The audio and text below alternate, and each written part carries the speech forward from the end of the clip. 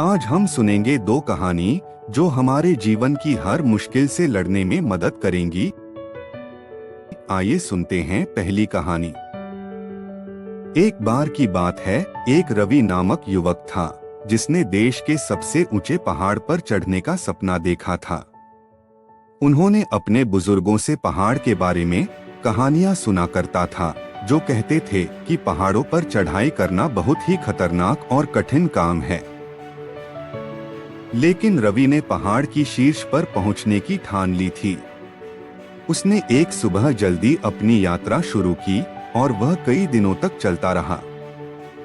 रास्ता कठिन और जोखिम भरा था और रवि को अक्सर चट्टानों और पत्थरों पर चढ़ना पड़ता था, लेकिन उन्होंने कभी हार नहीं मानी। एक दिन रवि पहाड़ की सबसे ऊंची चोटी पर पहुंच गया। वह थका हुआ और कमजोर महसूस कर रहा था, लेकिन वह खुशी से भी भरा हुआ था। उसने अपना लक्ष्य हासिल कर लिया और उसने खुद को साबित कर दिया था कि वह जो कुछ भी ठान लेता है उसे पूरा किए बिना नहीं रुकता। जैसे ही वह युवक पहाड़ की चोटी पर खड़ा हुआ, उसने जमीन की ओर देखा। उसने हर दिशा में मीलों तक देखा और उसे शांति और उपलब्धि की अनुभूति महसूस हुई। वह जानता था कि वह इस पल को कभी नहीं भूलेगा। इस कहानी से हम क्या सीखे? रवि की कहानी हमें ये याद दिलाती है कि अगर आप ठान लें तो कुछ भी संभव है।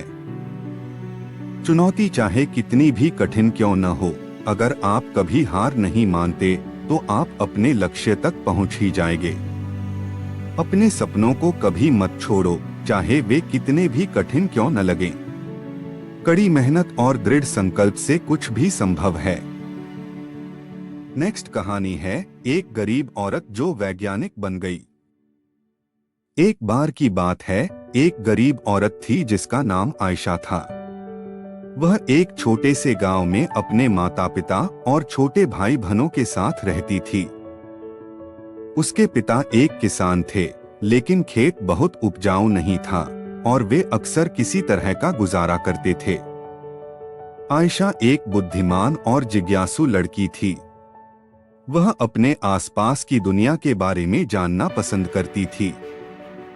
वह एक वैज्ञानिक बनने का सपना देखती थी, लेकिन वह जानती थी कि अपने परिवार की वित्तीय स्थिति के कारण उसे अपना लक्ष्य हासिल करना मुश्किल होगा।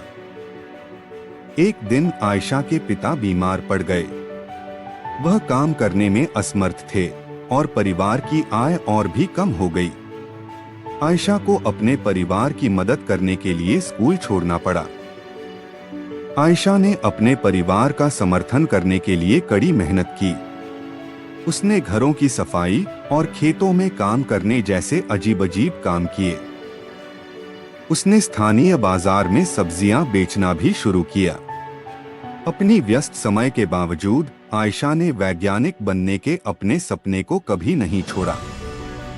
वह देर रात तक पढ़ाई करती थी और स्थानीय पुस्तकालय से किताबें उधार लेती थी। उसने घर पर भी अपने स्वयं के प्रयोग करना शुरू कर दिया। कई सालों की कड़ी मेहनत और दृढ़ संकल्प के बाद आयशा ने आखिरकार अपने सपने को हासिल कर लिया। वह विश्वविद्यालय में दाखिला लिया और वैज्ञानिक बन गईं। उन्होंने विज्ञान के क्षेत्र में महत्वपूर्ण योगदान दिया। इस कहानी से हम सीख लिया कि आयशा की कहानी हम सभी के लिए एक प्रेरणा है। यह दिखाता है कि अगर हम अपने दिमाग में रखते हैं और अपने सपनों को कभी नहीं छोड़ते हैं तो कुछ भी संभव है। यह भी दिखाता है कि हमारे जुनून का पालन करना महत्वपूर्ण है, भले ही यह मुश्किल हो। ऐसी नई नई प्रेरणादायक मोटिवेशन स्पीच के लिए हमारे चैनल को सब्सक्राइब करना ना भूलें। अपना कीमती समय हमें देने के लिए आप सभी का तहे दिल से धन्यवाद।